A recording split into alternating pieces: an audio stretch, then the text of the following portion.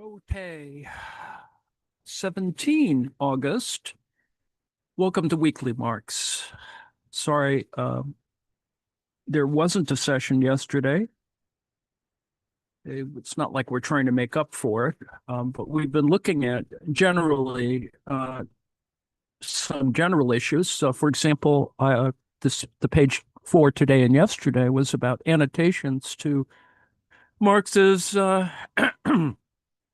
Grundrisse. I included the air bar partially because if you want to read the German, you get the German in a parallel column, but also you get annotations. Air bar does some of the more interesting elements related not just to the Grundrisse but to capital itself, and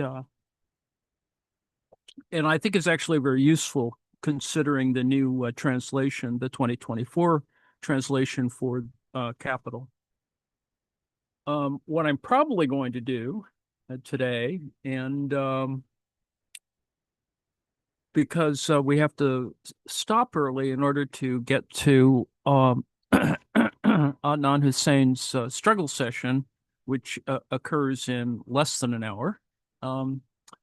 So I'll begin this, not necessarily I'm going to complete it anytime soon, perhaps next weekend, in 7 days or so. 6 days. The Grundrisse is, of course, the manuscript of 1857 to 58. And I'll start reading Ed George's notes because I think that it simplifies it. It reminds you that how important it is. It is important enough for David Harvey to finally put together a companion to it in terms of teaching it. So that alone is an important idea. But as I think you've seen in my other prior presentations, that if you take this and volume 3, for example, you can get at some ideas a little bit better. Well, I would like to think better. In my particular case, I'm interested in surplus value questions, among other things. And I think we can get there from here. And also because not everyone likes listening to my dulcet tones. But this points up several different ways you can approach the problem. You could look at Airbar's annotations with the German right next to the translation and, all those sorts of reasons. Introduction. This is from Ed George's Reading Marx website. It's most important on Ed's site to look at, of course, Capital, all 3 volumes, but he does do stuff on Grundrisse, among other things, and actually has some very interesting and important observations. And also he does the math for you, so that's also important, although fortunately we won't get math today. The introduction, the Einleitung, was written at the end of August 1857, a month or so before Marx wrote the actual 1857 to 58 manuscript itself. Although it's an important text, it's not easy to say what it is the introduction to exactly. The 1857-58 manuscript was never intended for publication, but seems to have been an exercise whereby Karl Marx could set out his ideas in written form. The introduction is clearly not an introduction to this manuscript.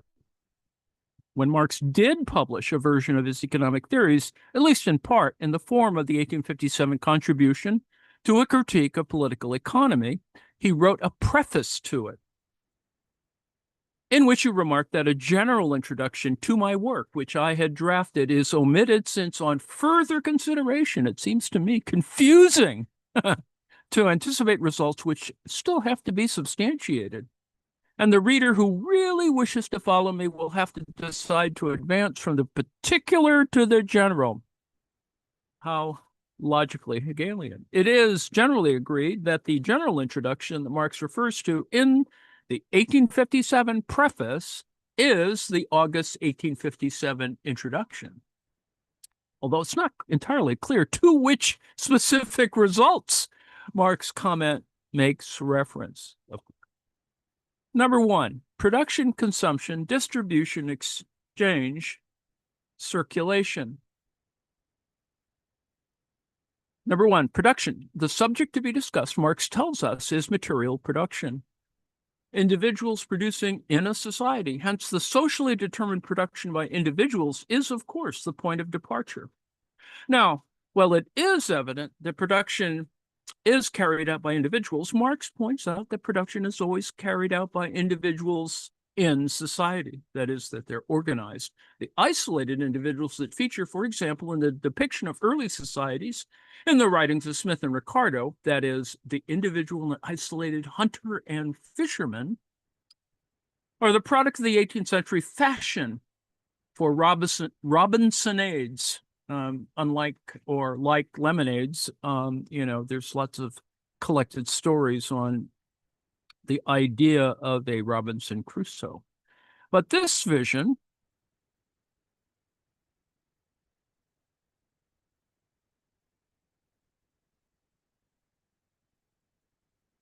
come on. This vision of the human being as primordial. Come on. As primordially an individual is itself a product of the reification of the individual that takes place in bourgeois society. A society of free competition in which the individual seems to be rid of the natural, etc., ties, which in earlier historical epochs made him an appurtenance of a particular limited aggregation of human beings. The reason for being, marooned on an island, Wilson, the volleyball. In this view of society and of history, the defining characteristic of the human being is their individuality. And then because classical political economy takes bourgeois social relations as the result of human nature, it retro-projects this ideology of bourgeois individualism into past, that is, pre-capitalist social structures. This is where the Smith-Ricardo Robinsonade narrative comes from. Against this, Marx points out that first, the isolated individual in history is a myth. The further back we go in history, the more does the individual, and accordingly also the producing individual, appear to be dependent and belonging to a larger whole.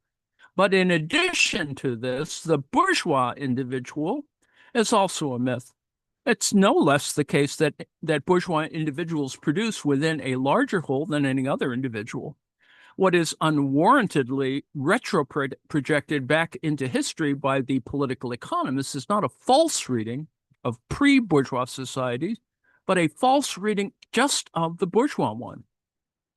Now, the notion that the premise of human activity is the isolated individual can be seen clearly in modern neoclassical economic theory, as too in modern neoliberal political thought, as in, for example, Margaret Thatcher's dictum, the second couplet of which being routinely forgotten, that there was no such thing as society, only individuals and their families. And we see that reflected in a wide variety of individualisms, methodological or otherwise. However, the human being is, in the most literal sense, a political animal, not just a social animal, but an animal that can only isolate themselves in society. Production by an isolated individual outside society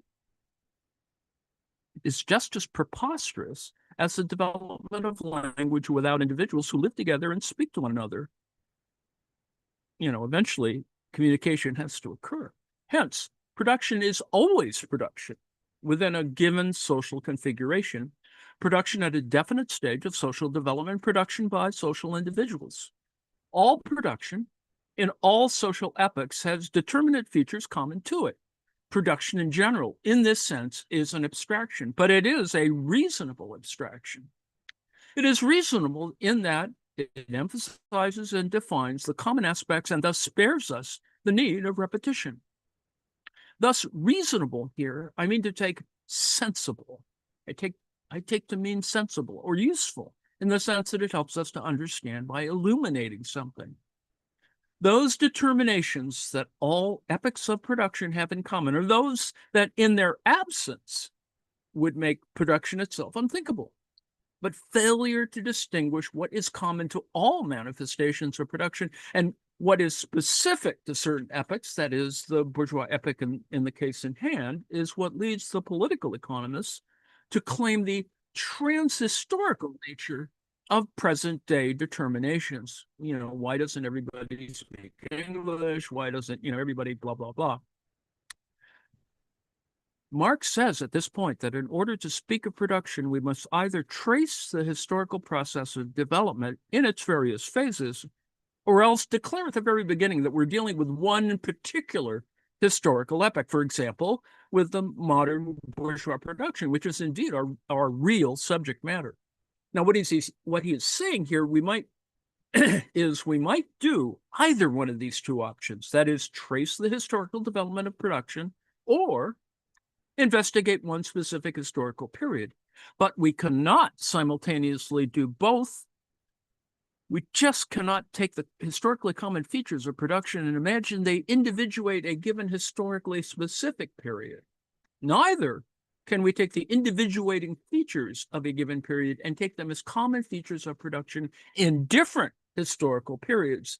This latter form is the error of the political economists. And what Ed George is describing here is a diachronic versus a synchronic comparison, which, in a real sense, we always do, because we cannot fully escape our own epoch. But, to project upon these two is probably the key element of trying to do anything historiographic. Anyway, if production in general is an abstraction, albeit a reasonable one, then so too is general production. Note, we talked about general intellect and other things more recently, and also the difference between the general, and the particulars, the universal and the particular, and then ultimately the subjective. The totality of productive activities at a given moment. This latter thing, too, is an abstraction. Now, all of these have been abstractions, right? I mean, at its very base, language is that abstraction. 4, in the concrete, production is always a particular branch of production. For example, agriculture, cattle breeding, manufacture. Marx then says, a little cryptically, quote, political economy, however, is not technology. The relation of the general determinations of production at a given social stage to the particular forms of production is to be set forth elsewhere later. Remember that Marx does this a lot. Eventually we're going to get to this. I presume that the general relations of production he refers to here are technological relations, which do not belong to, because they are secondary to, an account of social relations. Because ultimately that's kind of the basic hierarchy. I mean, that action precedes thought in that sense, but ultimately comes back to it. In addition, if production is always a particular branch of production, it is also what Marx calls a social subject. Production is a social process,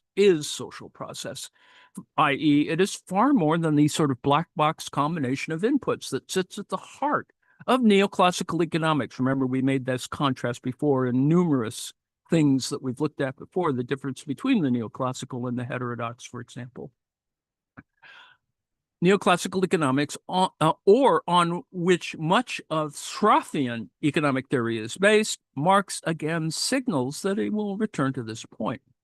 Now, the political economists posit in their work the general conditions of production, i.e., those conditions without which production cannot take place. And number 2, the conditions which promote production, i.e., the circumstances within which production occurs and which are propitious to its continuation. So you see, sort of drilling down, right, from the general to the particular. But in this procedure, we see again the projection of particular bourgeois characteristics on the whole of history, thus reifying them. That is, quote, production is presented as governed by eternal natural laws independent of history, and then bourgeois relations are quietly substituted as irrefutable natural laws of society in abstracto. This is the more or less conscious purpose of the whole procedure. And this is very similar to the idea that, you try and make all those physical laws apply universally when we still haven't gotten there yet, right? In terms of, for example, sort of gravity problems, cosmic gravity, cosmological gravity problems. With regard to the conditions that promote production, Marx notes that the political economists will cite property and then the safeguarding of property, i.e., as carried out through the operation of the cops, the judiciary, etc. With regard to the first of these, all production is appropriation. That is conversion into property, right? I mean, you got to have it on your own, location or in your home or blah, blah, blah, property, right? Of nature by the individual within and by means of a definite form of society. Marx notes, if from this one says, therefore, that property, which means appropriation, is a condition of all production, this precisely because it is true for all production is no more than a tautology, since production without appropriation would be a contradiction in terms. So that's heavily loaded there, but really important to consider. And in fact, it does approximate a kind of universal in that sense. But again, to say this says nothing about the type of property that obtains at any given historical point. With regard to the second, property safeguarding, Marx notes that each form of production produces its own legal relations, forms of government, etc., like, the feds taking over your city police. If the bourgeois economists only have in view that production proceeds more smoothly with modern police than under club law, they forget that club law too is law. And that the law of the stronger survives in a different form, even in their quote unquote constitutional state. That's why the National Guard is carrying firearms now in DC.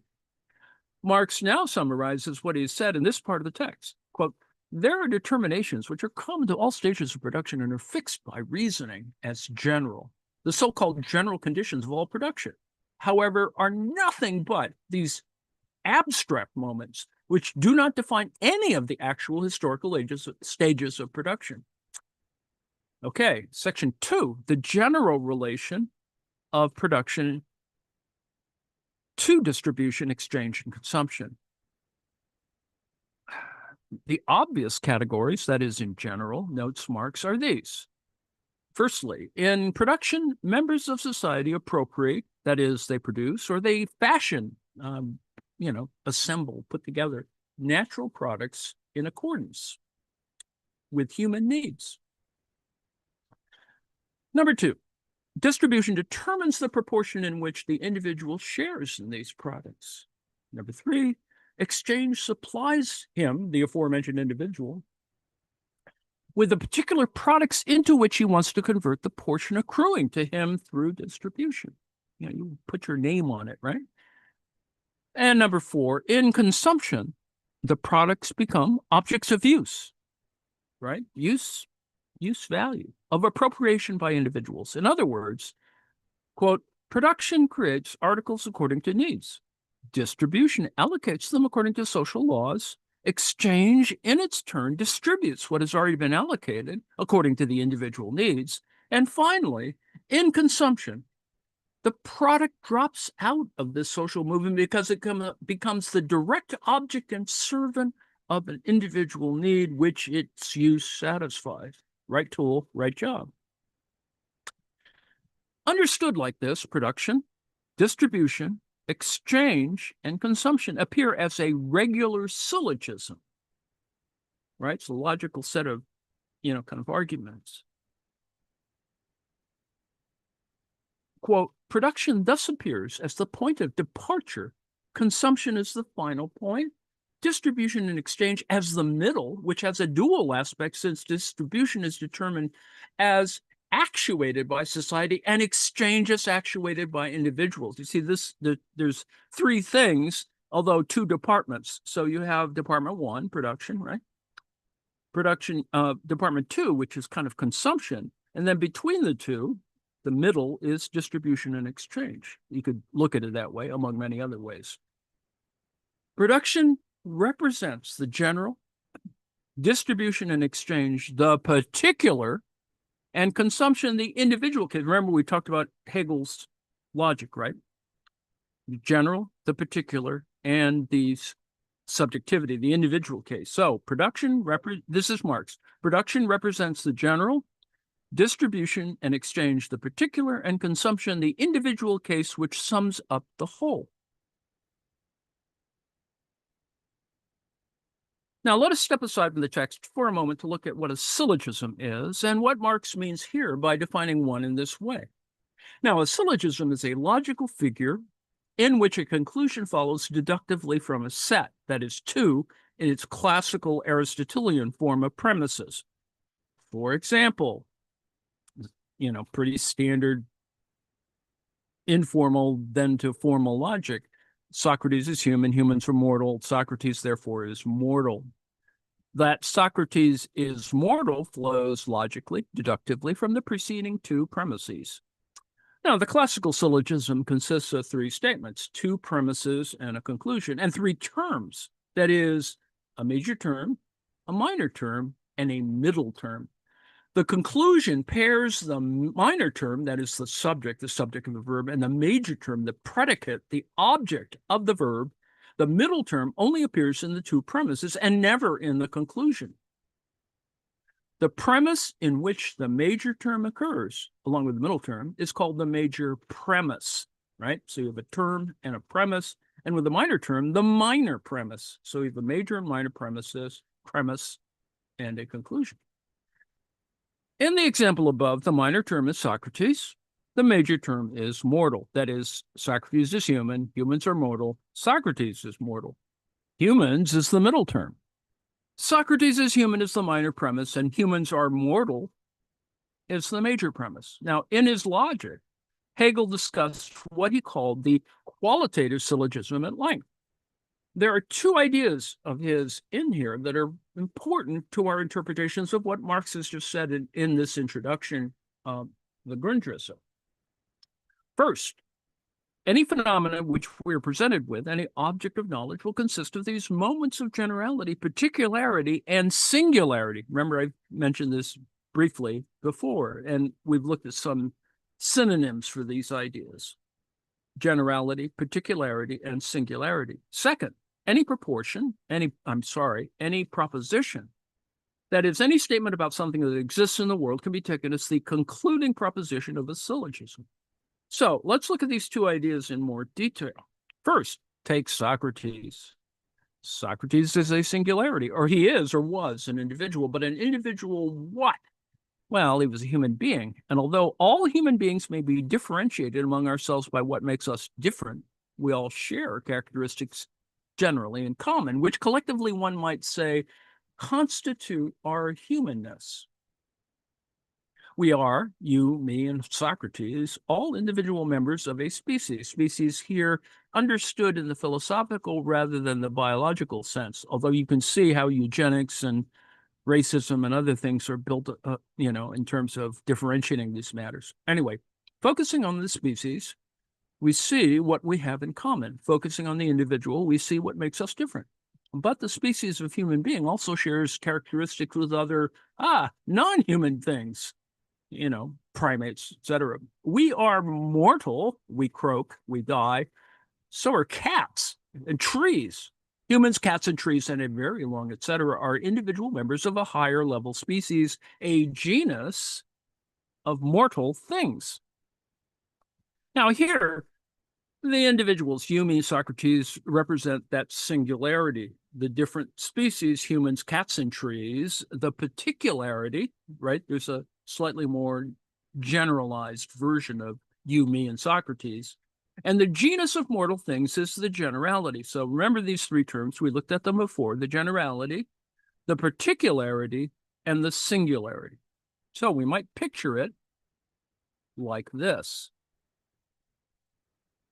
So you can see this little dotted line, you, me, and Socrates. You, me, and Socrates.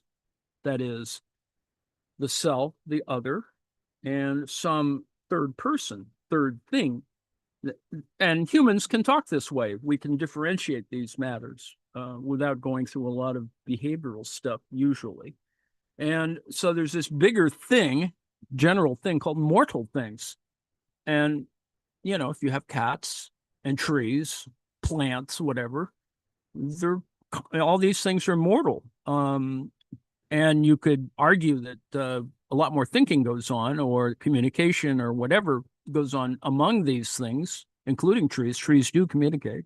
You can make certain claims about it. But getting back to the argument for Hegel, the unity expressed in the conclusion of a syllogism is achieved through the mediating action of the middle term. That is, the logic being the same as the unity expressed when we say that if A equals B and B equals C, there's a transitivity here, right? We can infer that A equals C being B being the mediating middle term, right?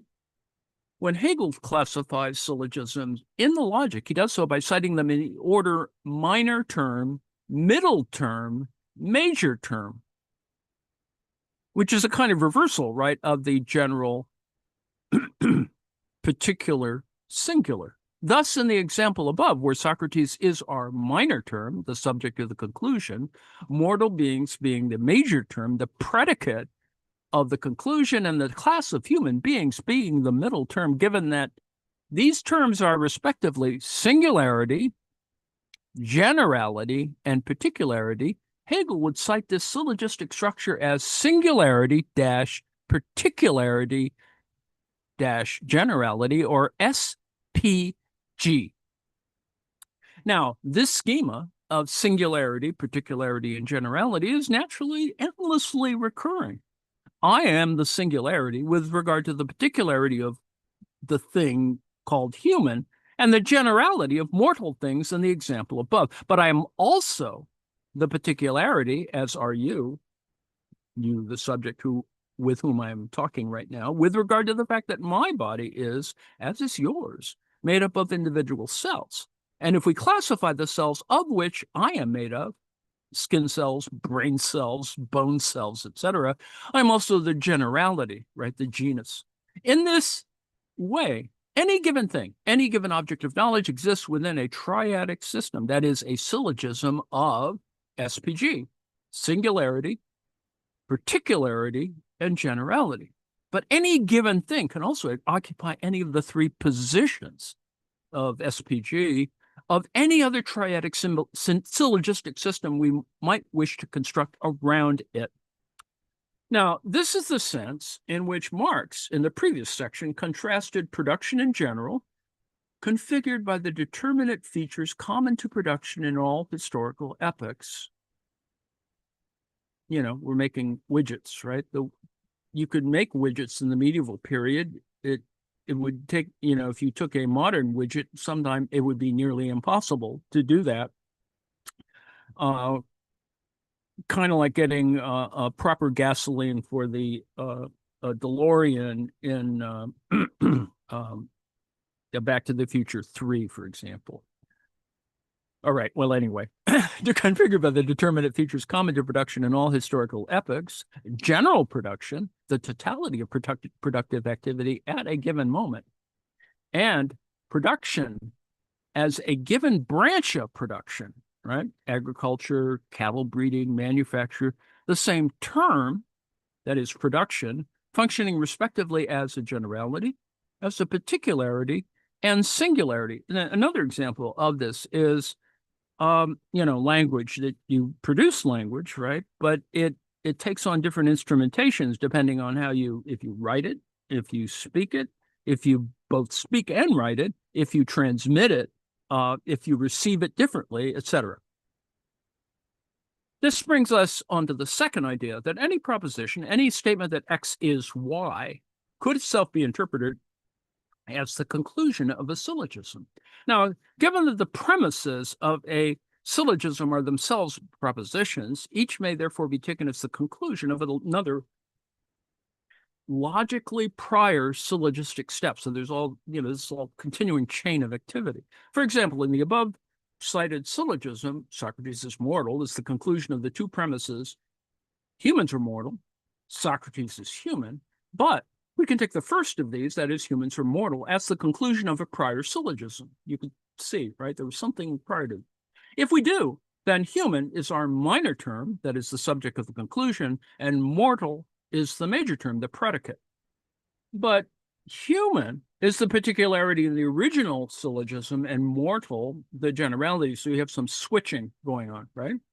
The middle term of our new syllogism would have to be a singularity, and its structure, following Hegel's nomenclature, would be PSG instead of SPG, right? Now, this might lead us to construct something like this. This living thing is mortal. This living thing is mortal. This living thing is a human. Therefore, humans are mortal. The conclusion in this figure, of course, valid only if the individuals are sufficiently numerous and of a kind to preclude negative instances. That is, a non-human mortal living thing. A non-human mortal living thing, right? So kitties or doggies might not, whatever. Now, what about the other premise in our original syllogism? Socrates is human. Following the same procedure, we arrive at an SGP syllogism. Perhaps we might construct something like this. Socrates is a thinking animal. Humans are thinking animals, therefore Socrates is a human. Now note that I'm excluding all the,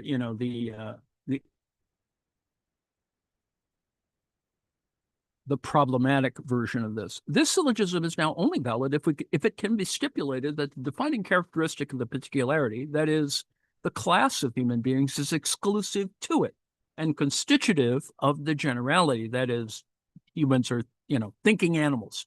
If it cannot, this syllogistic form can only serve to prove a negative. Now, this procedure can be repeated ad infinitum, the problematic element here, of course, that Socrates could be the name of our parrot or something else. Since each of the two premises in each of the two subsidiary syllogisms that we have just constructed may in turn to be taken as a proposition in turn demanding syllogistic proof. So that's a lot of rumbling around there, but examples of syllogism also provide the underlying problem that we can see with both neoclassical and heterodox, orthodox and heterodox political economy, is often it is tied up in the problem of what constitutes the general, the particular, and the singular. Let us return to Marx. Effectively paraphrasing James Mill, Marx has identified in his analysis production as a starting point in a process that ends in consumption, with these two endpoints being mediated, that is, separated and brought together by distribution and exchange. So this is a circuit being described, Now, this looks like a syllogism, he says. Production, the generality determined by general laws of nature, is conjoined to consumption. Production is conjoined to consumption. Carried out by individuals, the singularity through the intermediation of distribution and exchange. There's action or activity built in. There is some truth to this picture, admits Marx, but its representation is a superficial one. And the question comes up, why are there two intermediating categories here? That is, distribution and exchange. The middle in the syllogistic figure he has identified, Marx notes, which consists of distribution and exchange, has a dual aspect. Since distribution is determined as actuated by society, and exchange is actuated by individuals. This is, recall that this is kind of a projection you make for, quote unquote, the market, right? But that's going a little far. What Marx means here by distribution is the allocation of the social product according to social class, which is one way of thinking about markets. Under a regime of capitalist production relations, the social product is distributed in the form of wages, surplus value, and rent. And then there's a further distribution of surplus value in the forms of profit and interest. in that one sense, you have an entire system that is, rendered problematic for literally a century. Only after this distribution has taken place does market exchange, in which distributed social value is converted into commodities, occur. This stands counterposed to present-day mainstream bourgeois economic theory, which holds that the distribution of the social product only takes place in the market, according to the laws of supply and demand. In reality, of course, what is distributed in market exchange is not the total social product, but a part of the social product which has already been allocated. Now, I won't go into, there's all kinds of things that we could do with this basic set of ideas, but we won't go there just yet. Now, this view, the identification of these categories and their relation, Marx takes as representative of the political economists. Before elaborating his own view, this is, Marx's relation as Marx to the classics, the classes, the two, Ricardo and Smith. Marx, and ultimately Stewart et al. And Mill, Marx notes that the opponents of this interpretation, whether within or without the latter's, that is, i.e. the political economist domain, fail in their critique either by not differentiating correctly the categories or by treating them as independent and unconnected. And Marx will now take a closer look at what is involved. And this tension between, the correct differentiation and independent and unconnected things, problematic at its very best. And in fact, the underlying argument in analytic, or the critique of analytic Marxism, is one that is essentially of this one little paragraph. Number one, production and consumption. To start, Marx takes the relation between production and consumption. In the first place, he notes, they are the same thing directly. They are the same thing in the one act. That is, they are unmediatedly the same. Firstly, because the individual who develops his capacities while producing expends them as well, using them up in the act of production.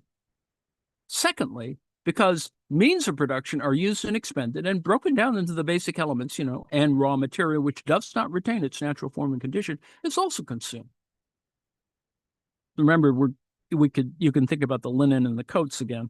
The act of production itself is thus in all its moments also an act of consumption. And here Marx quotes Spinoza, determinatio est negatio. Marx notes that the political economists, that is, Smith, Ricardo et al., with their concept of productive consumption, are already familiar with this identity between consumption and production in production. But he suggests that the effect of this understanding is to separate off the consumption the production necessarily entails from consumption proper. This latter, considered by the political economists as the destructive antithesis of production. But, notes Marx, this type of consumption is also production. It's obvious that man produces his own body, i.e. through nutrition, a form of consumption, right? Consume the right vitamins, blah, blah, blah. But the same applies to any other kind of consumption, which in one way or another produces man or reproduces man in some aspect. This type of consumption Marx calls consumptive production. And he charges political economy with illegitimately positing this type of consumption as a different kind of consumption. Now, for Marx, the direct unity in which production coincides with consumption and consumption with production allows their direct duality to persist. You can recall that this is kind of how an ad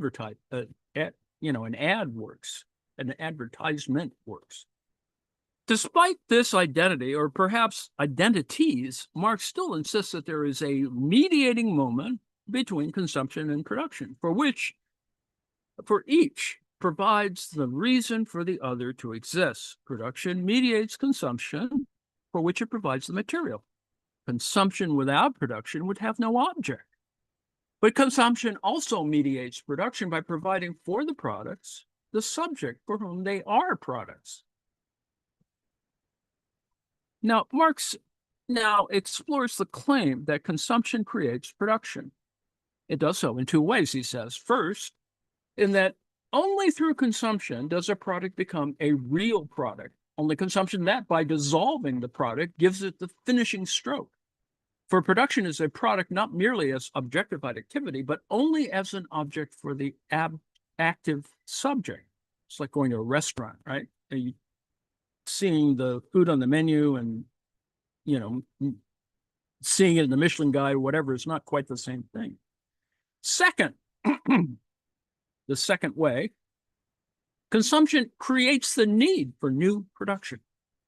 There's no production without need, and it is consumption that continuously replenishes that need. Now, this second unity, that formed by the fact that consumption creates production, is belied by three further determinations. Determinations which, in addition, indicate the primacy of production over consumption. So, at least in the argument, you see there has to be a kind of front end, I guess a cardinality. So first, production supplies consumption with its object. Consumption without an object is not consumption. Second, in addition to supplying consumption with its object, it also gives it its form. It gives it its finish. Now, form is not reified as a palpable piece of matter necessarily. There is a form. This dessert usually comes after the entree, although there's some of us who are annoying enough to presume that there might be additional courses, and so the salad is used. A salad after the entree is simply the first course and is a palate cleanser, not unlike a sherbet or whatever. Anyway, as Marx puts it, it provides the mode of consumption. Hunger is hunger, but hunger that is satisfied by cooked meat eaten with knife and fork differs from hunger that devours raw meat with the help of hands, nails, and teeth. Third, production, in addition to providing the object to fulfill the need, also creates the need that requires the object. The primacy of production over consumption is expressed here in the way that the former plays a determining role in the social level, the level of culture, right? As it were, within which the latter occurs. So that's the kind of difference between, going to sushi bars and going to fast food joints, that they generally have this distinction between raw and cooked. When consumption emerges from its original natural crudeness and immediacy, and its remaining in that state would be due to the fact that production was still caught in natural crudeness. Then it is itself, it's an urge mediated by the object. The need felt for the object is created by the perception of the object. Production therefore produces not only an object for the subject, but also a subject for the object. Note that people like to joke about sushi as bait. Hence, it is the case both that production produces consumption and that it produces what is consumed, how it is consumed, and the persons who consume it, and that consumption produces production insofar as it produces in the producer the inclination to fulfill the needs of consumption. The unity formed by production and consumption is thus threefold. Right? There's first unmediated unity, i.e., the one is the other in the same act. Even as politically economists still distinguish between consumptive production, that is reproduction, and productive consumption. It's reverse inverse. Then there is how each stands consumption as the mediation of the other. That is, production creates the material as the external consumption. Consumption creates the need as they do. The purpose of production, this is linen and the coats again, right? Finally, each creates the other as it is consumption that turns the result of production into a product, and she who produces into a producer. right? So there are roles. Now, one might think, therefore, that nothing would be simpler than to declare production, consumption, identically. Now, this is a view that Marx imputes to what he calls socialism of bellicose, and also to the French political economist Jean-Baptiste Say. Two, anticipating it's worth looking into who is Marx is referring to here and what he might have found in objection. Let me stop because there's more to read, but we also have to the Adnan Hussein struggle session that is on YouTube at the Adnan Hussein show. So let me sign off, stop the live stream, remove the share, and then return the YouTube to including the same.